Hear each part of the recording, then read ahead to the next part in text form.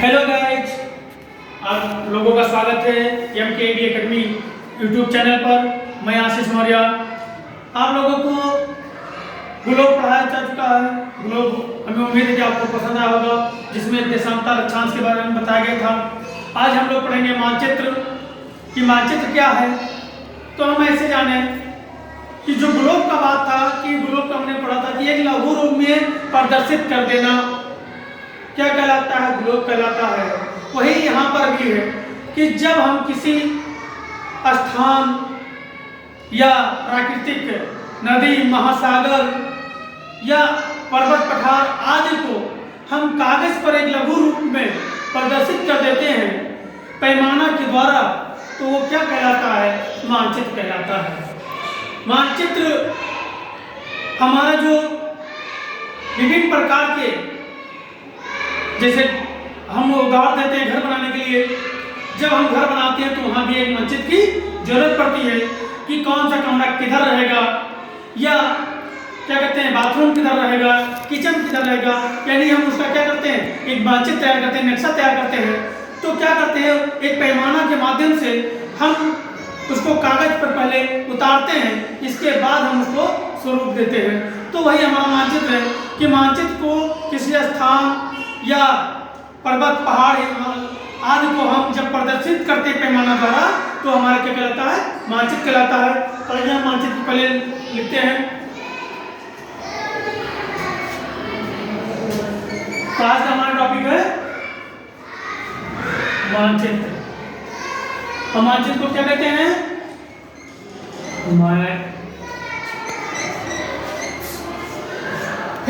Map. ये हमारा क्या हो गया, मानचित्र। तो मानचित्र की डिफिनेशन हम जान लें, जैसे मैंने बताया। अब इसको हम लिख दे रहे हैं। अगर आपको उतारना उतार सकते हैं या स्क्रीनशॉट लेना चाहते हैं तो स्क्रीनशॉट ले सकते हैं। तो लिखिए डिफिनेशन। पृथ्वी के सतह के किसी भाग के स्थान, नदी,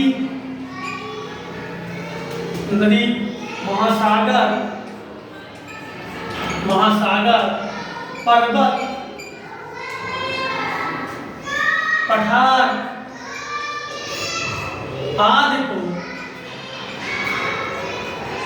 आदि को पैमाना की सहायता से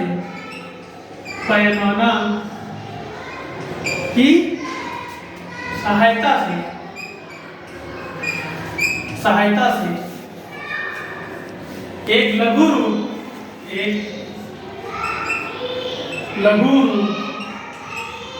रूप कागज पर दर्शाते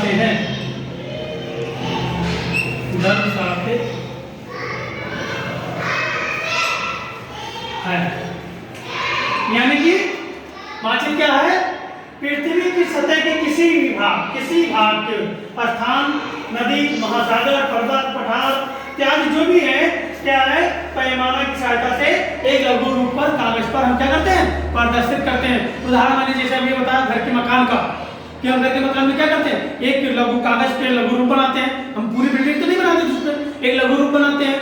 क्या बनाते हैं कि किचन हमारा कहाँ पे रहेगा, इस साथ में हमारा रूम के कहाँ पे रहेगा, और साथ में गेस्ट हाउस कहाँ रहेगा, किचन कहाँ रहेगा। यानी पूरी क्या करते हैं, उसकी मैप बनाते हैं, नक्शा बनाते हैं।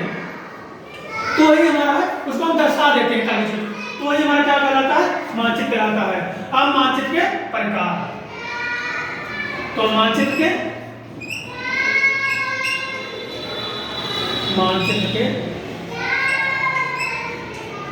प्रकार ये विभिन्न प्रकार से हैं।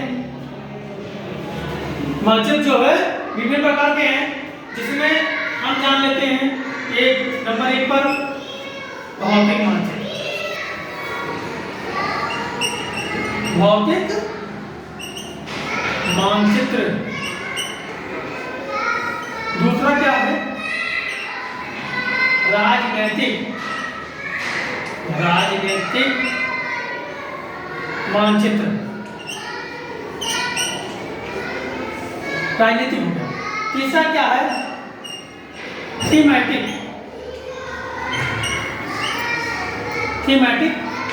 मानचित्र।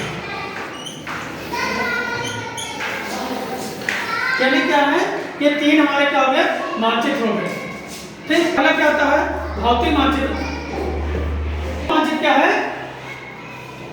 जब हम प्राकृतिक चीज को दर्शाते हैं, जब हम पृथ्वी के किसी सतह पर प्राकृतिक चीज को दर्शाते हैं, जैसे पर्वत, पठार, नदी, महासागर आदि को जब हम दर्शाते हैं तो हमारा क्या कहलाता है?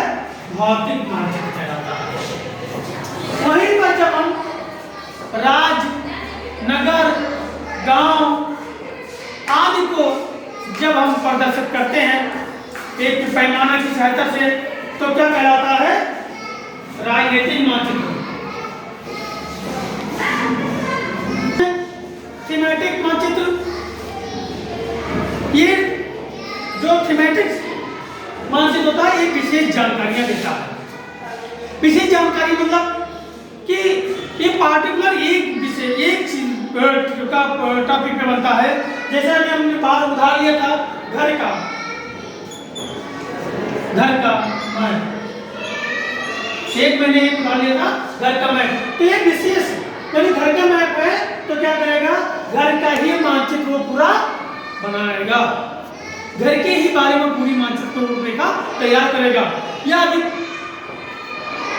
सड़क की बात आ जाए तो आप देखते हैं सड़क बनाने से पहले इंजीनियर लोग पूरा एक मैप तैयार कर लेते हैं। उस मैप की सहायता से रोड को कितनी पुलिया देनी है, कितने नाले देने हैं, कितने क्या करना है, सारी चीज को तैयार कर लेता है। उसके बाद वो रोड को तैयार करता है, कितने मीटर लेना है, तो उसी को कहते हैं थीमेटिक मानचित्र। थीमेटिक में विशेष जानकारी के अनुसार, विशेष यानी अगर कहा जाए तो पार्टिकुलर एक चीज का व्यक्तिगत के, तो ये चीज हो जाता है हमारा थीमेटिक मानचित्र। तो अब आप लोगों को ये मानचित्र समझ में आया होगा कि मानचित्र क्या है? पृथ्वी की सतह के किसी भाग के स्थान, नदी, महासागर, पर्वत, पठार आदि के पैमाना की सहायता से एक लघु रूप कागज पर दर्शाते हैं।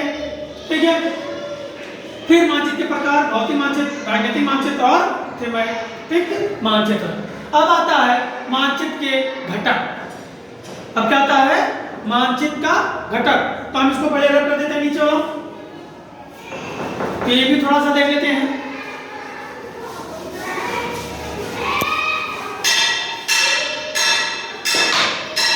तो मानचित्र के घटक, और मानचित्र के घटक में क्या आएगा? पहला आता दूरी, फिर आता दिशा और आता प्रतीक। तो दूरी क्या है?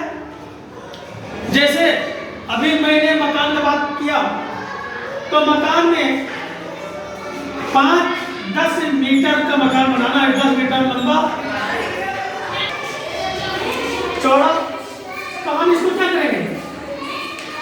इसको हम अब ऐसा कहेंगे कि इसको हम दूरी पे लिखेंगे, तो इसका पैमाना बनाते हैं।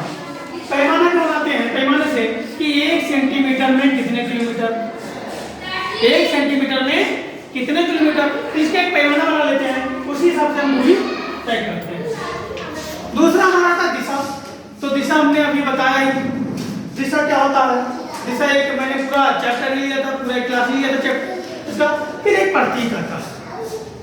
प्रतीक क्या होता है कि जब हम किसी चीज को प्रदर्शित करते हैं, जैसे हमें तालाब को प्रदर्शित करना है या पेड़ को प्रदर्शित करना है, तो हम इसको प्रदर्शित करने के लिए क्या करते हैं?